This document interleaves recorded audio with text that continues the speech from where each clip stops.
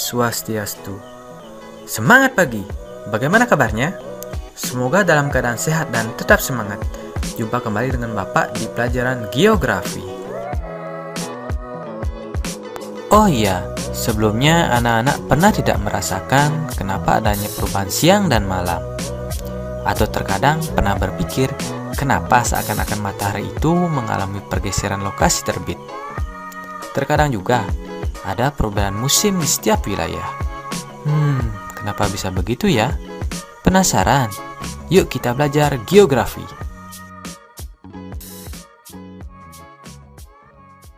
Semua fenomena yang terjadi dalam ilustrasi video tersebut merupakan pengaruh gerak rotasi bumi dan revolusi bumi. Kemudian, apa itu rotasi bumi dan revolusi bumi? Dan apa dampaknya terhadap kehidupan di bumi? Penasaran? Yuk kita kupas bersama-sama. Sebelum kita lanjut, adapun tujuan yang dicapai setelah menonton video ini diantaranya peserta didik mampu mengeksplorasi, menganalisis, dan menguraikan dampak terjadinya rotasi dan revolusi bumi terhadap ruang kehidupan di bumi. Rotasi bumi. Rotasi adalah perputaran planet terhadap sumbunya. Bumi melakukan rotasi selama 23 jam, 55 menit, 4 detik. Adapun pengaruh dari rotasi bumi diantaranya: pertama, peristiwa siang dan malam. Perubahan siang dan malam berlangsung secara perlahan, sehingga daerah posisi timur lebih dahulu mengalami siang. Kedua, peredaran semu harian benda-benda langit. Benda-benda langit seakan-akan melintas dari timur ke barat. Kenapa dikatakan semu? Karena yang bergerak bukanlah benda langit ataupun matahari, tetapi yang bergerak adalah bumi yang berputar pada porosnya. Ketiga, terjadinya perbedaan waktu. Dalam sekali putaran, bumi menempuh sudut 360 derajat. Oleh karena itu, 360 derajat ditempuh selama 24 jam. Di setiap 1 jam, bumi berputar 15 derajat. Revolusi bumi. Bumi berevolusi atau mengelilingi matahari selama 365 hari, 6 jam, 9 menit, dan 10 detik. Dengan semu bumi dengan kemiringan, yaitu 23,5 derajat terhadap ekliptika. Adapun pengaruh revolusi bumi diantaranya: pertama, gerak semu tahunan matahari. Gerak semu tahunan matahari merupakan gerak semu matahari dari khatulistiwa, yang dimana seolah-olah matahari bolak-balik setiap tahunnya. Tanggal 21 Maret. Keistimewaan pada tanggal 21 Maret, matahari tepat berada di garis khatulistiwa, di mana matahari tepat terbit di sebelah timur, kemudian tepat terbenam di sebelah barat, yang dimana mengakibatkan panjang siang dan malam akan sama. Kemudian di sisi lain, di kutub selatan akan menjadi permulaan malam, kemudian di kutub utara permulaan siang. Tanggal 21 Juni. Matahari dalam kedudukan paling utara, yaitu 23,5 derajat lintang utara. Keistimewaan pada tanggal 21 Juni diantaranya adalah matahari tepat terbit di tempat paling utara dan terbenam juga tepat paling utara. Kemudian, belahan bumi utara siang hari lebih panjang daripada malam hari. Tanggal 23 September, matahari kembali ke garis khatulistiwa. Fenomena yang terjadi pada tanggal 23 September hampir menyerupai terjadi pada tanggal 21 Maret, yang dimana panjang siang dan malam akan sama. Namun yang membedakan pada fenomena di tanggal 23 September, yaitu kutub selatan merupakan permulaan siang dan di kutub utara terjadi permulaan malam hari. Tanggal 22 Desember.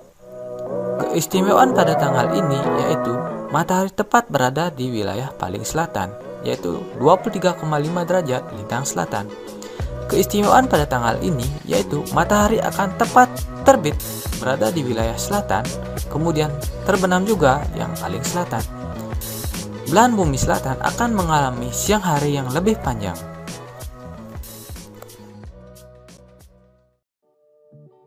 Dua, perubahan musim. Perpaduan antara revolusi dan kemiringan poros bumi terhadap ekliptika mengakibatkan pergantian musim yang berbeda-beda. Perubahan musim di berbagai belahan bumi, baik itu di wilayah ekuator dengan 2 musim dan di daerah lintang sedang mengalami yang namanya 4 musim.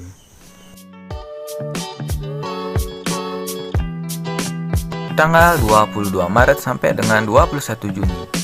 Matahari bergerak dari ekuator ke belahan bumi utara. Pada saat ini, belahan bumi utara akan mengalami musim semi.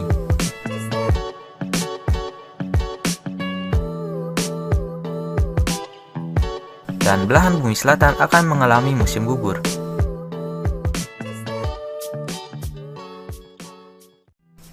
Di Indonesia sendiri, peralihan antara musim hujan dan musim kemarau.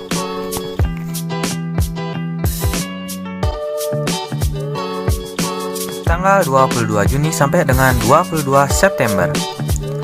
Matahari tepat berada di belahan bumi utara.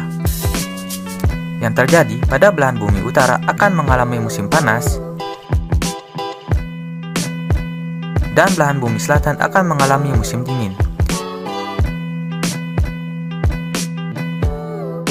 Di Indonesia sendiri akan mengalami musim kemarau.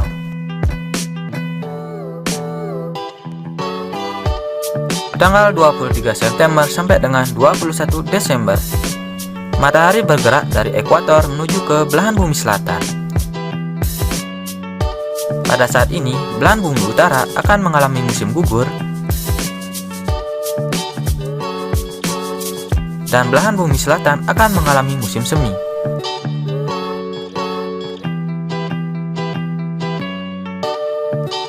Di Indonesia sendiri terjadi perubahan musim kemarau ke musim penghujan. Tanggal 22 Desember sampai dengan 21 Maret. Pada saat ini, matahari tepat berada di belahan bumi selatan. Yang terjadi adalah belahan bumi utara akan mengalami musim dingin, dan belahan bumi selatan akan mengalami musim panas.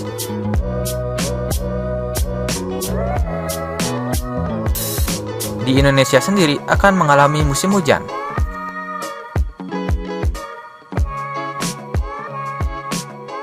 Anak-anak, agar lebih memahami mengenai materi yang kita bahas, mari kita kerjakan soal berikut ini.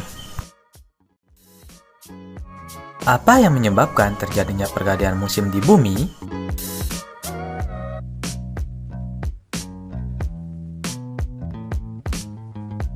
Ya, betul sekali. Pergantian musim yang terjadi di bumi merupakan akibat dari gerak semu matahari yang terjadi karena gerak revolusi bumi.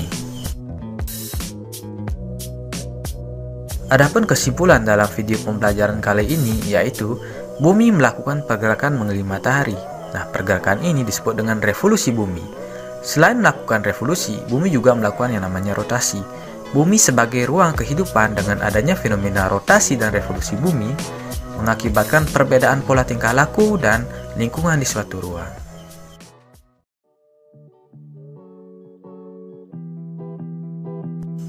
Sekian video pembelajaran kali ini. Semoga dapat menjadi salah satu sumber referensi dalam belajar kalian. Saya Igede Susaryarta, Guru SMA Negeri 1 Slemadeg. Sampai jumpa di video pembelajaran selanjutnya. Om Santi Santi Santi Om.